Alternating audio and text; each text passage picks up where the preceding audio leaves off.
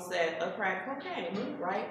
And we talk around it, we talk about it. We think that because people not getting high no more, it's over with, and it's not. Okay, the issue was not getting high. The issue is that now we don't have any elders or any authority in the neighborhood, because the people who are the older people in the neighborhood are the people who used to get high.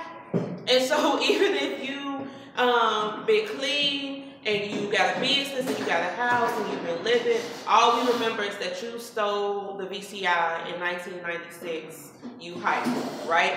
And so the older people don't have anything to say to the younger people. It's P-rate. I brought a leader of the Vice Lords on my show about a month ago.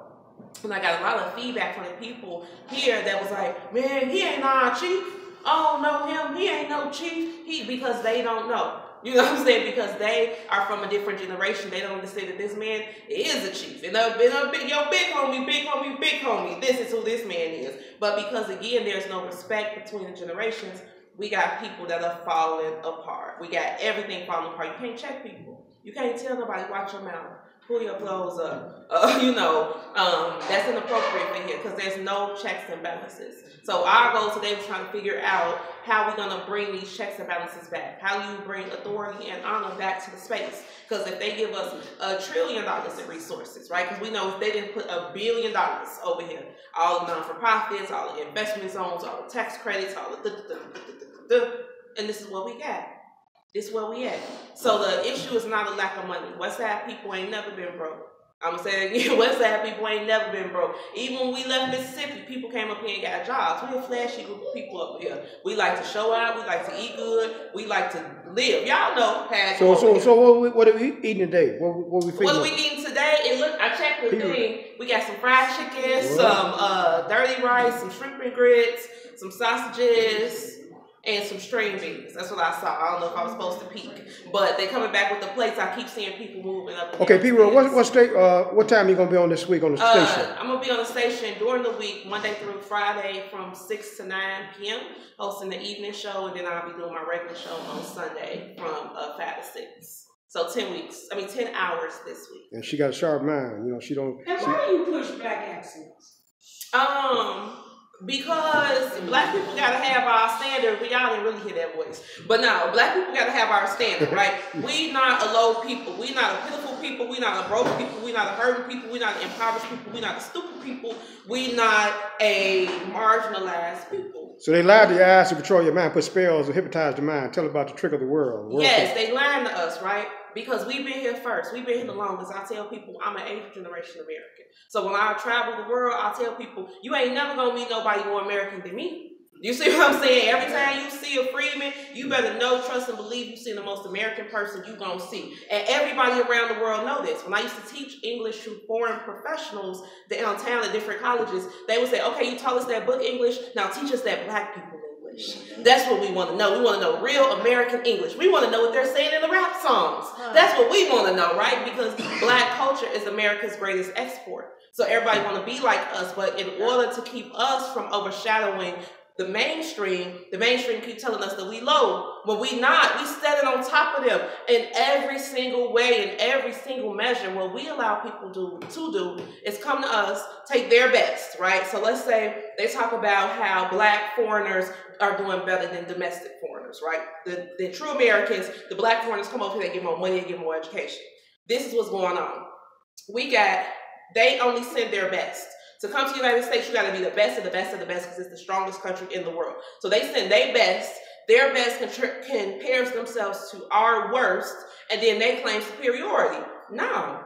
You got to compare our best to y'all best. And y'all won't see that our best beating y'all best because we at home. So that's why I push black excellence. That's why I need people to know and understand that, again, we not broke. We not underneath. We not people of color. People of color are for the immigrants. We ain't no immigrants. You know what I'm saying? A lot of people picked a lot of cotton in this country. We put a lot of blood, sweat, tears, and energy into this country. This is our land. And anybody that can't get on board with us needs to go home. Come on. That's the mentality that we got to have right now. We talking about reparations. If you anti-reparations, go home. This American business we talking about. Black folks that's out here anti-reparations. Shut your mouth. Stop showing out in front of white folks, telling white folks we don't need no money. If we get the money, we gonna mess it up. If you get your reparations check, decide to cash it and make a bonfire in your backyard where you roast whale knuckles. You know what I'm saying? I don't even know if whales got knuckles, but you gonna use your reparations check to buy you some whale knuckles. You can go do that because that's your check and your money. But stop letting people play these games with us and tell us that we low and we not and what we lacking. What you see on CNN, don't call a radio show. Yeah, don't call me with no CNN. Don't call me with no MSNBC. Because again, all those people are programmed to keep us low. Yeah. If you keep a person, like if you think about a violent relationship, what the violent person in the relationship does is they keep on telling the other person what they ain't. Right? You ain't nothing. You ain't gonna be nothing without me. Don't nobody want you. Don't nobody like you. Don't nobody. Don't you ain't. So all I do is make you feel low and then stick on to that person because you think that you can't get nothing else. And this is what they've been doing, gaslighting us, telling us we ain't. You go somewhere they don't want you.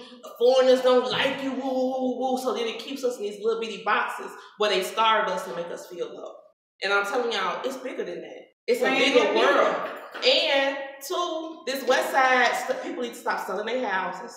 This is the city of Chicago. How don't kids having sex changes without prior permission? This is what J.B. Pritzker is pushing. His family has invested lots of money into transgendering children because it's population control. So they have us in population control in multiple ways. They got it through locking up all the men, so through the abortions, and now through homosexuality, which does not reproduce. So again, if you come to the black community, you say black folks, y'all homophobic, y'all don't like gay people, we don't say yes we do. Look, we accept all the gays. Come over here. And now we have a overflux of homosexuality in our community because we're trying to prove a point that didn't need to be proven. That's low self-esteem.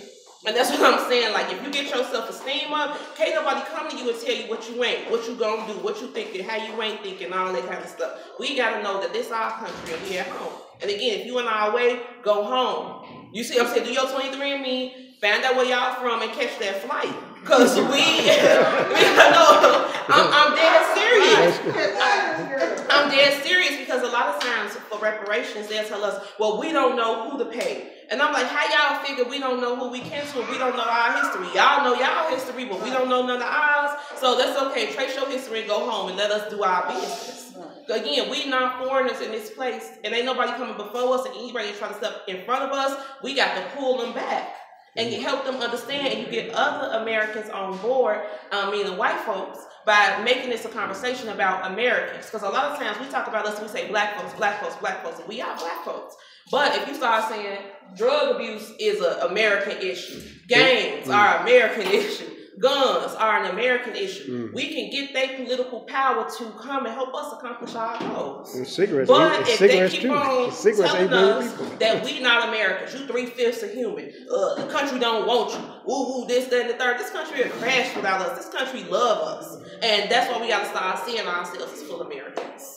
Well, Chicago, I'm down here with that's you. Black man. excellence. That's what Black I'm on. And Pritzker owns Juul, the smoke thing that all the young people are addicted to. You all know that, right? That's right.